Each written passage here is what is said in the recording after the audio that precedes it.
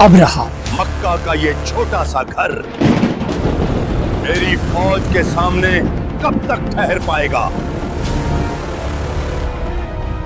ایک ایسا نام جو تاریخ میں نفرت، تکبر اور انجام کی ایک عبرتناک مثال بن گیا۔ مکہ کا یہ چھوٹا سا گھر میری فوج کے سامنے کب تک ٹھہر پائے گا؟ آج دیکھتا ہوں کون روکتا ہے ابراہا کو۔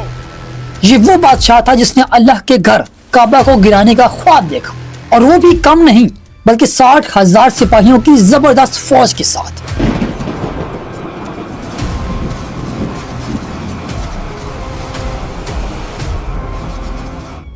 لیکن سوال یہ ہے کہ ابرہا کو کعبہ سے اتنی نفرت آخرکار کیوں تھی؟ اب لوگ کعبہ کا حج نہیں کریں گے بلکہ اس گھر کا حج کریں گے۔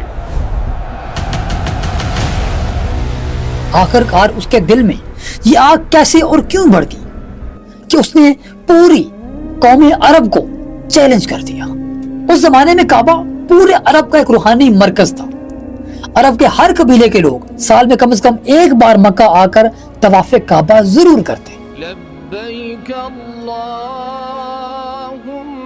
لبیک۔ یہ صرف عبادت نہیں بلکہ تجارت، ثقافت اور اتحاد کا ایک نشان تھا۔ پورے عرب سے قافلے مکہ میں آتے، کوئی شام سے، کوئی یمن سے، اور کوئی نجد اور کوئی طائف سے۔ بازار لگتے، مال و دولت بہتی اور مکہ کے لوگ خوشحال ہوتے جا رہے تھے۔ لیکن یہ منظر ابرہا کے لیے ناقابل برداشت تھا۔ وہ سوچتا تھا کہ یہ چھوٹے سے شہر کے لوگ، نہ کوئی بادشاہ، نہ کوئی سلطنت، پھر بھی پورا عرب ان کے ارد گرد گھومتا ہے، اور میں اتنی بڑی سلطنت کا حکمران ہوں، پھر بھی کوئی میرے قدموں کے آگے نہیں جھکتا، کیوں؟ یہی غرور اور حسد اس کے دل میں زہر بن کر پھیل گیا۔ ابرہا نے فیصلہ کیا کہ وہ کعبہ کی عزت کو معاذ اللہ مٹا دے گا تاکہ عرب کے لوگ مکہ جانا چھوڑ دیں اور اس کی سلطنت کا طواف کریں۔ اسی ارادے سے اس نے اپنے دارالحکومت صنعا یعنی یمن میں ایک عظیم الشان گرجا تعمیر کروایا۔ وہ چاہتا تھا کہ یہ عمارت اتنی خوبصورت ہو، اتنی شاندار ہو کہ دیکھنے والا مبہوت رہ جائے، تاکہ لوگ کعبہ کو بھول جائیں اور اس کے گرجے میں عبادت کرنے کے لیے آئیں۔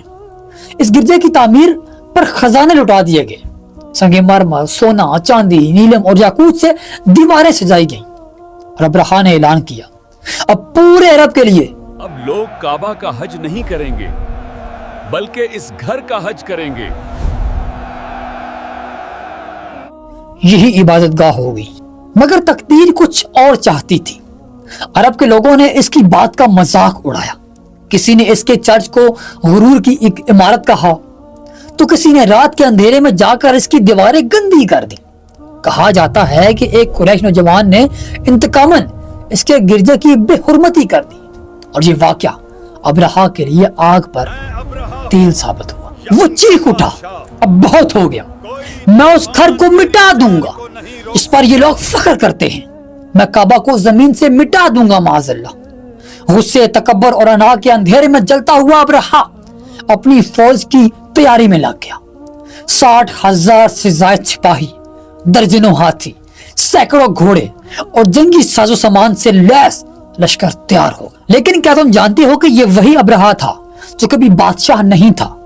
یہ روم کی سلطنت کے چھوٹے سے شہر میں پیدا ہوا تھا، جہاں اس کے باپ ایک معمولی تاجر تھا اور خود ابرہا ایک غلام۔ اس نے غلامی میں رہتے رہتے چالاکی، سیاست اور طاقت کا کھیل سیکھ لیا۔ وقت آیا تو وہ اپنے مالکوں سے بڑھ کر ایک بادشاہ بن بیٹھا۔ اصل میں یمن اور حبشہ یعنی ایتھوپیا کے درمیان سالوں سے جنگ جاری تھی۔ یمن پر اس وقت یہودیوں کا قبضہ تھا اور حبشہ میں عیسائی بستے تھے۔ دونوں ایک دوسرے کے خون کے پیاسے تھے۔ جب یہودیوں نے عیسائی بستیوں پر حملہ کرنا شروع کیا تو دنیا کی اس وقت کی سپر پاور رومی سلطنت جو عیسائی تھی اس نے مداخلت کی۔ رومیوں نے حبشہ کی مدد کے لیے فوجیں بھیجی اور یمن کی یہودی حکومت کو ختم کر۔ اسی جنگ میں ابرہا نے اپنی ذہانت اور بہادری سے کام لیا، نام کمایا۔ رومی بادشاہوں نے اس پر بھروسہ کیا اور اسے یمن کا گورنر بنا دیا۔ لیکن طاقت کا نشہ انسان کو اندھا کر دیتا ہے۔ जल्द ही अब्रहा ने हबशा से बगावत कर दी और यमन को अपनी सल्तनत करार दे दिया। हबशा के बादशाह ने जब सुना कि उसका गवर्नर ही उसका दुश्मन बन गया है तो उसने सबसे पहले एक बड़ी फौज उसकी तरफ रवाना की ताकि अब्रहा को खत्म कर दिया जाए। लेकिन किस्मत ने फिर पलटा खाया। ये फौज भी अब्रहा के सामने सर झुका दी और अपने ही जनरल को कत्ल कर दिया और खुद को अब्रहा के हवाले कर दिया, यानी अब्रहा की फौज में शामिल हो गए। यूं अब्रहा पूरे अरब का सबसे ताकतवर बादशाह बन गया। लेकिन इक़्तिदार और दौलत के बावजूद एक चीज थी जो उसके दिल में चुभ रही थी और वो थी काबा की अजमत। और यही चुभन आखिरकार उसकी बर्बादी की सबसे बड़ी वजह भी बनी। अब्रहा अब यमन का नहीं बल्कि पूरे अरब का सबसे ताकतवर बादशाह बन चुका था। उसके पास लातादाद सिपाही, खजाने और घोड़े थे। लेकिन उसके दिल में एक ही चुभन बाकी थी, काबा की इज्जत और मक्का की शोहरत। हर साल अरब के हर एक कोने से लोग अपने अपने खुदाओं की इबादत करने के लिए हर एक कोने से काबा आते। हजारों मर्द, औरतें और बच्चे मक्का पहुंचकर काबा का तवाफ करते, कुर्बानियां देते, दुआएं मांगते, अपने बुतों को पूजते वगैरह। उस दौरान मक्का में तिजारत अरूज पर होती, बाजार आबाद, सोना चांदी बहता और कुरैश का नाम पूरे अरब में गूंजता। अब्रहा तख्त पर बैठकर जब यह सुनता तो उसके चेहरे पर हसद और गुस्से की लकीरें मजीद गहरी हो जाती। वो कहता कि क्या ये मुमकिन है कि एक शहर जिसका ना कोई बादशाह है ना फौज, वो पूरे अरब का मरकज बन जाए। लोग मक्का की तरफ आखिरकार क्यों जाते हैं, मेरे गिरजा की तरफ क्यों नहीं आते? मैं उन्हें मजबूर कर दूंगा कि वो काबा को भूल जाए माअज़ल्लाह। ये सोचकर अब्रहा ने एक अजीम मंसूबा बनाया। उसने हुक्म दिया कि सना यानी यमन के दरमियान में एक ऐसा गिरजा घर बनाया जाए जो दुनिया की सबसे हसीन इबादतगाह हो। ऐसा गिरजा जिसे जो भी देखे वो हैरान रह जाए। उस गिरजे की बुनियाद कहा जाता है कि सोने के पत्थरों से रखी गई। छत पर नीले, नीलम और सफेद मोतियों के नक्शकारी बनाई गई। दीवारों पर चांदी की पत्तियां चढ़ाई गई और जमीन पर सब्ज, जमुर्द और मरजान जड़े थे। चर्च के अंदर रोशनी के लिए कीमती अतर जलाए जाते और इसकी खुशबू मीलों तक फैली होती। जब सूरज की किरणें चर्च के दरवाजे से अंदर आती तो ऐसा लगता जैसे अंदर से खुद रोशनी फूटकर बाहर जा रही है। तब अब्रहा ने फख्र से कहा, यह है मेरा इबादत खाना, अब लोग मक्का नहीं यहां आएंगे, यही नया मरकज इबादत होगा। तब उसने अपने दरबारियों को हुक्म दिया कि अरब के तमाम कबीलों में पैगाम पहुंचाया जाए कि तुम्हारा काबा अब पुराना हो चुका है, अब इबादत का नया घर बन चुका है, आओ सना में इबादत करो। मगर नतीजा उसके तस्वर के बिल्कुल उलट निकला। अरब के कबीले उस पर हंसने लगे। किसी ने कहा अब्रहा पागल हो गया है। इसने कहा कि वो चाहता है कि हम अपने आबाओ अजदाद के घर को छोड़ दें। और किसी ने तो गुस्से में आकर चर्च की बेहुरमती कर। कुछ रिवायात के मुताबिक एक अरब नौजवान ने रात के अंधेरे में जाकर उस गिरजाघर की दीवारों पर मैल कुचैल फेंक दी। कुछ रिवायात में आता है कि उसने वहां जाकर आग लगा दी और कुछ में लिखा है कि उसने चर्च के फर्श को नापाक कर दिया। ये खबर जब अब्रहा तक पहुंची तो उसके चेहरे पर तूफान छा गया, उसकी आंखों में खून उतर आया। उसने अपनी मुट्ठी भींजी और गरूर से कहा, अब मैं उन मक्का वालों को सबक सिखाऊंगा, मैं उनके मुकद्दस घर को जमीन से मिटा दूंगा माअज़ल्लाह, ताकि कोई भी दोबारा उसकी तरफ रुख ना कर सके। अब्रहा ने अपने जर्नैलों को बुलाया और हुक्म दिया कि फौज तैयार की जाए। यमन के हर कोने से सिपाही बुलाए गए, 60,000 फौजी, दर्जनों हाथी, सैकड़ों घोड़े और वो सब कुछ जो उस जमाने की सबसे बड़ी फौज के पास हो सकता था। फौज के आगे एक अजीम हाथी था जिसे अब्रहा ने महमूद का नाम दिया था। यही हाथी हमले की अलामत था। अब्रहा को यकीन था कि जब अरब ये मंजर देखेंगे तो खौफ के मारे मर जाएंगे या फिर भाग जाएंगे। मक्का की तरफ रवानगी से पहले अब्रहा ने सबके सामने ऐलान किया कि मैं उस घर को गिराने जा रहा हूं इसकी वजह से अरब बट गया है। जब वो घर जमीन से मिट जाएगा तो सिर्फ एक ही इबादत गाह रह जाएगी, वो मेरी हो, मेरी। पूरा सना शोर में डूब गया, नकारे बचे, लश्कर तैयार हुआ और अबरहा अपनी शान शौकत के साथ रुखसत हुआ। उसके हाथियों के कदमों के नीचे जो जमीन थी वो लरसती थी और गर्द आसमान तक पहुंचती थी। लोग सड़कों के किनारे खड़े होकर देख रहे थे कि एक मगरूर बादशाह अल्लाह के घर की तरफ बढ़ रहा है, और उन्हें यह खबर नहीं थी कि यही सफर उसकी बर्बादी का आगाज बनने वाला है। जब अबरहा अपनी फौज के साथ मक्का के करीब पहुंचा तो पूरा अरब खौफ में मुब्तला हो गया। ये कोई आम लश्कर नहीं था।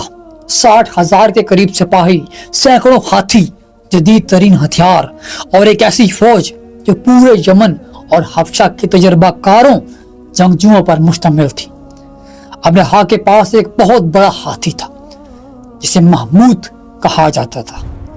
वो उस पर बैठकर मक्का पर हमला करने का इरादा रखता था। जब अबरहा मक्का के करीब पहुंचा तो उसने अपने सिपाहियों को हुक्म दिया कि मक्का के करबो जवार में मौजूद ऊंट, बकरियां और दीगर जानवर पकड़ कर ले आए। उन्हीं में कुरैश के सरदार अब्दुल मुतलिब के कुछ ऊंट भी शामिल थे। चनाचे जब कुरैश को मालूम हुआ कि दुश्मन का लश्कर आ गया है तो उन्होंने अपने सरदार अब्दुल मुतलिब को भेजा कि वो अबरहा से बात करें। अब्दुल मुतलिब निहायत वजीह, बुलंद कामत और बावकार शख्सियत के मालिक थे। जब वो अबरहा के दरबार में दाखिल हुए तो अबरहा खुद उनके रहबो जलाल से मुतासिर हुआ। उसने अब्दुल मुतलिब को कहा, तुम क्या चाहते हो? क्या तुम जानते हो कि मैं तुम्हारे शहर पर हमला करने आया हूं, लेकिन तुम एक मुअज़्ज़ज़ आदमी लगते हो। अब्दुल मुतलिब ने निहायत ही इत्मीनान से जवाब दिया, मेरे कुछ ऊंट तुम्हारे सिपाहियों ने पकड़ लिए हैं, मैं सिर्फ उनकी वापसी के लिए आया हूं। ये सुनकर अबरहा चौंक गया। उसने कहा, मैं तो समझा था कि आप अपने मुकद्दस घर काबा के लिए सिफारिश करने आए हैं, मगर आपको तो अपने ऊंटों की फिक्र है, काबा की नहीं। अब्दुल मुतलिब मुस्कुराए और कहा, मैं तो अपने ऊंटों का मालिक हूं, मैं अपने ऊंटों को लेने आया हूं, जबकि तुम जिस घर पर हमला करने आए हो ना, काबे पर, उसका मालिक तो वो खुदा है, वो खुद उसकी हिफाजत कर लेगा। ये लफ्ज इतने मजबूत थे और ईमान से भरपूर थे कि अबरहा एक ही लम्हे में चुप सा हो गया, लाजवाब हो गया। उसके पास कोई जवाब नहीं था।